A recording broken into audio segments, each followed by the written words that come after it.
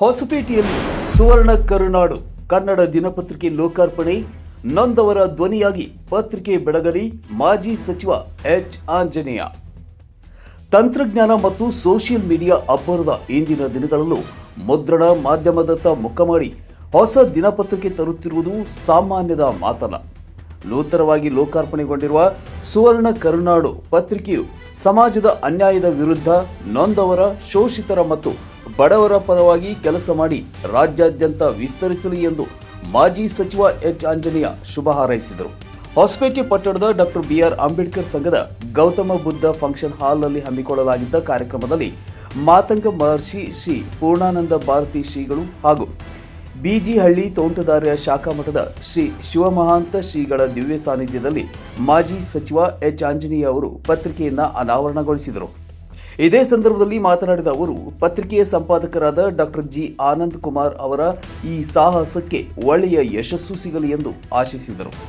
ಕಾರ್ಯಕ್ರಮದಲ್ಲಿ ಭಾಗವಹಿಸಿ ಮಾತನಾಡಿದ ಮಾಜಿ ಶಾಸಕ ಸಿರಾಜ್ ಶೇಖ್, ಇಂದಿನ ದಿನಗಳಲ್ಲಿ ಪತ್ರಿಕೆ ಓದುಗರ ಸಂಖ್ಯೆ ಕಡಿಮೆ ಇದ್ದರೂ ದಿನಪತ್ರಿಕೆಗಳ ಸುದ್ದಿಗಳು ನೇರವಾಗಿ ಸರ್ಕಾರದ ಮಟ್ಟಕ್ಕೆ ತಲುಪುತ್ತವೆ. ಭ್ರಷ್ಟಾಚಾರದ ವಿರುದ್ಧ ಮತ್ತು ಸಾಮಾಜಿಕ ಕಳಕಳಿಯಿಂದ ಇಡೀ ತಂಡ ಕೆಲಸ ಮಾಡಿ ಯಶಸ್ವಿಯಾಗಲಿ ಎಂದು ಹಾರೈಸಿದರು.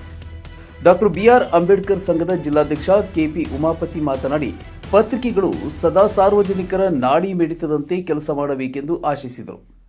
ಕಾರ್ಯನಿರತ ಪತ್ರಕರ್ತರ ಸಂಘದ ಜಿಲ್ಲಾಧ್ಯಕ್ಷರಾದ ಶ್ರೀ ಸತ್ಯನಾರಾಯಣ ಅವರು ಮಾತನಾಡಿ, ದಿನಪತ್ರಿಕೆ ವರದಿಗಾರರೆಂದು ನಕಲಿ ಐಡಿ ಕಾರ್ಡ್ ಸೃಷ್ಟಿಸಿಕೊಂಡು ಅಧಿಕಾರಿಗಳಿಗೆ ಬೆದರಿಕೆ ಹಾಕಿ ಹಣ ಪೀಕುವ ದಂಧೆಕೋರರ ವಿರುದ್ಧ ಮುಂದಿನ ದಿನಗಳಲ್ಲಿ ಕಾನೂನು ರೀತ್ಯ ಕಠಿಣ ಕ್ರಮ ಕೈಗೊಳ್ಳಲಾಗುವುದೆಂದು ಗಂಭೀರ ಎಚ್ಚರಿಕೆಯನ್ನು ನೀಡಿದರು.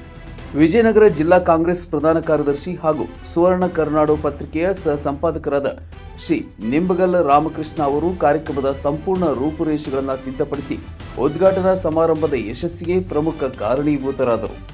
ಇನ್ನು ಇದೇ ವೇಳೆ ಸಾಹಿತಿ ಜ್ಞಾನಪ್ಪ ಬಡಿಗೆ ಪತ್ರಿಕೆಯ ಮಹತ್ವ ಕುರಿತು ವಿಶೇಷವಾಗಿ ಮಾತನಾಡಿದರು.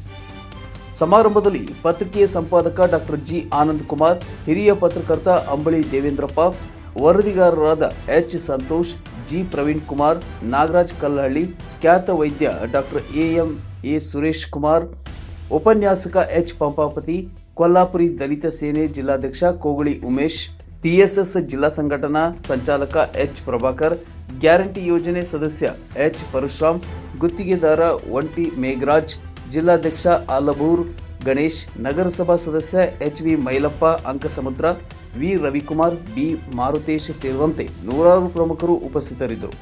ಯುವ ಮುಖಂಡ ಭರತ್ ಕುಮಾರ್ ಕಾರ್ಯಕ್ರಮ ನಿರೂಪಿಸಿದರು.